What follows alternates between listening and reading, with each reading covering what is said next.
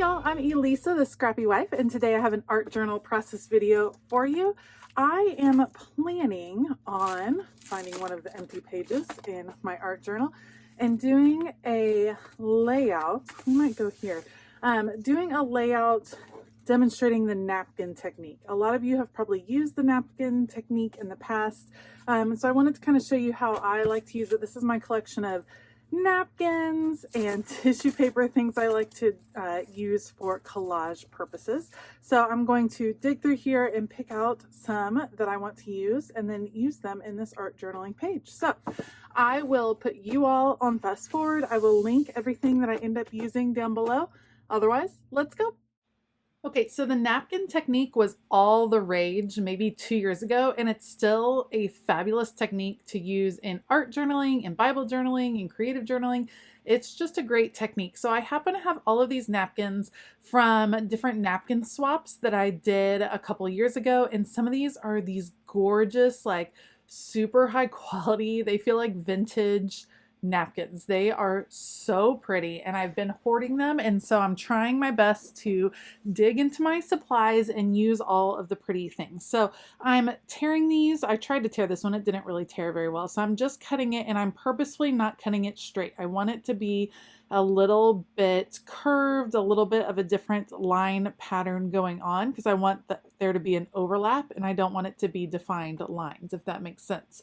And then this one will be over in the corner. This is going to be several layers of napkins, and it's really easy to use. I'm actually using clear gesso, and what I do is put the clear gesso down first, lay the napkin over the top. These are single ply napkins. This first layer that I'm using, later on you'll see me use some of my Jane Davenport napkins, and those have double ply or two ply, and so you have to tear it apart. But these are single ply, so they go on really easily, and they just kind of blend into the page, and they have been a great solution for me for working with this denim, because it really makes the denim take paint differently. It's just, I really like how it helps on the denim. So this will be my first layer. I am using the gesso to help tear the paper in the middle where it's at the gutter of the book, or where the book folds, just because if you don't tear that, it tends to break anyway.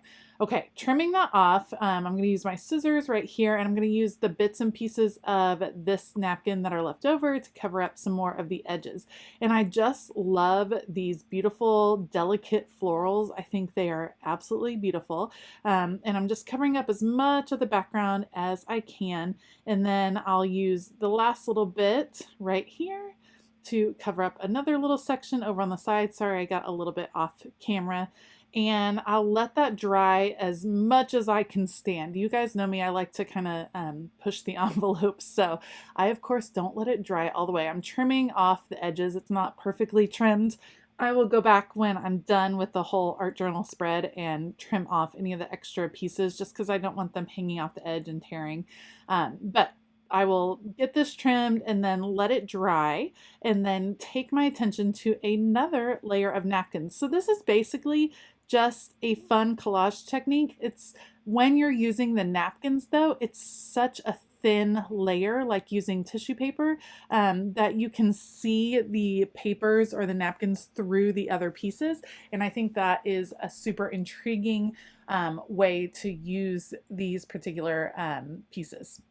When I am using the napkins, I prefer to tear them instead of cutting, and sometimes it can be hard to tear where you want. A tip is to just use a wet paintbrush to kind of outline where you want the tearing to be, like I did. I want this girl separate, and then it tears really easily along that wet line. I have a little trouble getting the second ply or the backing off of this sheet, and actually end up using one of my picks that I use for weeding from my crickets, and that actually helped a lot. So I'm like, what do I use? How am I going to get this out? And the pick helped a lot. So you can see that once I separate the two pieces, they do tear apart, and I will toss the white piece and just use the colored piece because I just want it as thin as possible. So I'm going to place this girl over on the right side of the spread. I love how her hair is flowing in the same direction as I had put the other napkins down. If you can tell, it's all kind of flowing up into the right, which I think is intriguing. So I'm going to kind of work with that a little. I don't want to waste any parts of this Jane Davenport napkin. This is some of her collage napkins that she had out a few years ago.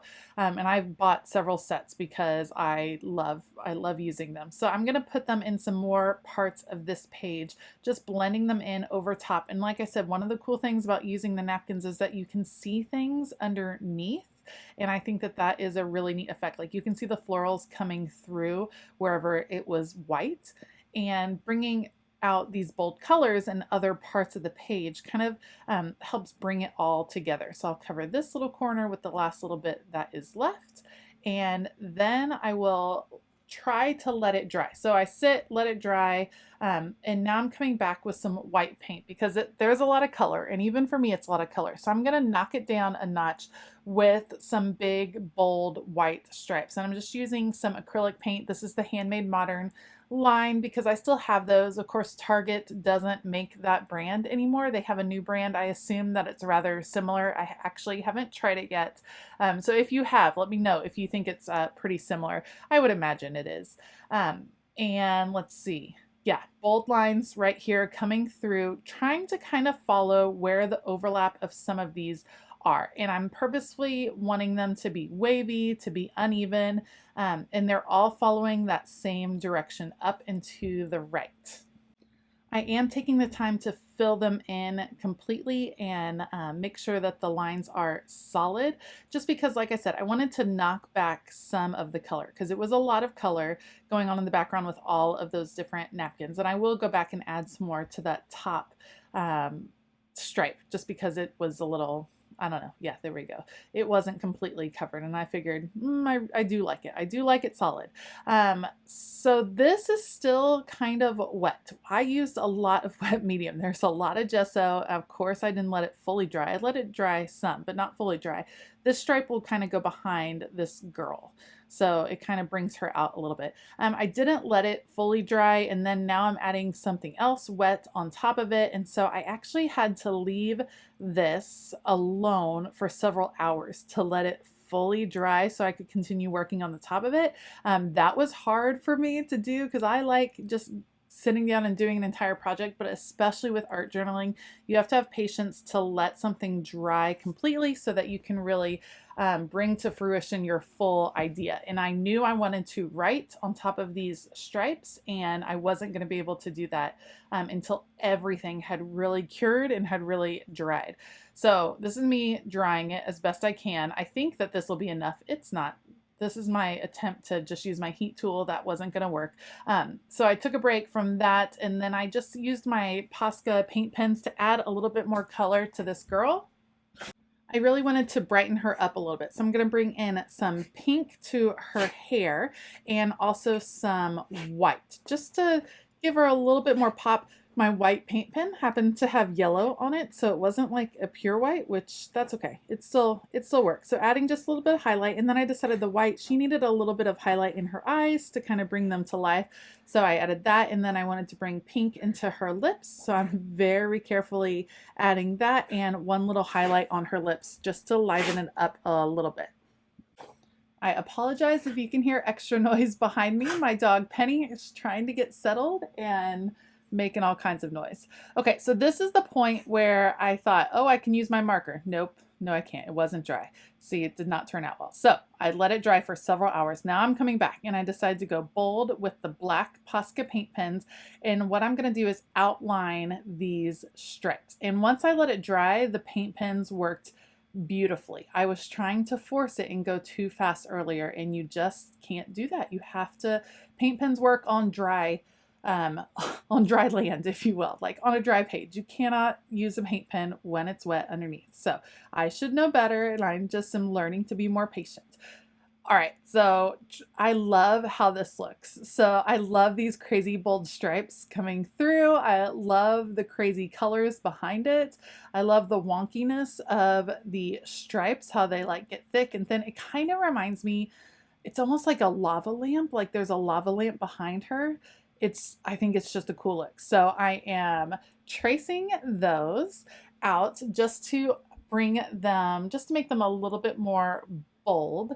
And then I'm actually going to bring some more black into her hair. So it was actually dark blue lines before, but I want them to be black to really bring in the black that I put on those stripes. So I will add a few black low lights, I guess you would say, around her face and through her hair just to bring that color all the way through. Once I'm done with the black, I decide her hair needs a little bit more attention, so we are going to bring some more white highlights in. And then I remember that I own glitter paint pens, and it was all about the glitter paint pen. So I'm going to bring in some silver glitter all over her hair, and boy, does it bring it out. I love it. So just silver glitter all where her hair. I got some paint on my hand. You can tell I'm like holding my marker weird at this point. All where there are no lines, bringing in the silver, and that brightens it up a lot. I love it. You can't tell a ton on camera. You can't see the glitter a ton, but it is awesome. I happen to really like these glitter paint pens. I wish I had them in more colors, but I have silver and gold and blue and purple. So that's, I mean, those are some of the basics, I think. Okay, got that set, and now I'm going to bring in a little gold on her cheeks. She is looking bright-eyed and ready to go. You can tell I'm kind of planning out where my quote is going to go, and I'm going to grab a quote from Dolly Parton. The quote I chose to add says, "If you don't like the road you're walking, start paving another one." And it is from Dolly Parton. And I thought these kind of look like roads going through this picture. And I thought it was a great quote and something that I like to focus on, because if you don't like what's happening, then do your best to kind of change. You can change your situations a lot of times. So love that. I'm trying to use a little bit of an up and down font, like it's getting smaller and bigger to kind of match the way the roads are going. So I think it came out pretty darn cute. And once I finish writing out the quote, that is going to be it for this art journal entry. I'm so excited. I literally have, I think, just one more spread to do in this art journal, and then I'll be able to share a full flip through. As always, I've linked all the supplies down below, and I just want to thank you all so much. It really means the world to me that you guys have joined my Scrappy YouTube group. It really helps me be able to create more content, and I hope you're enjoying these member exclusive videos. I hope that you have a fabulous day, and as always, keep it creative.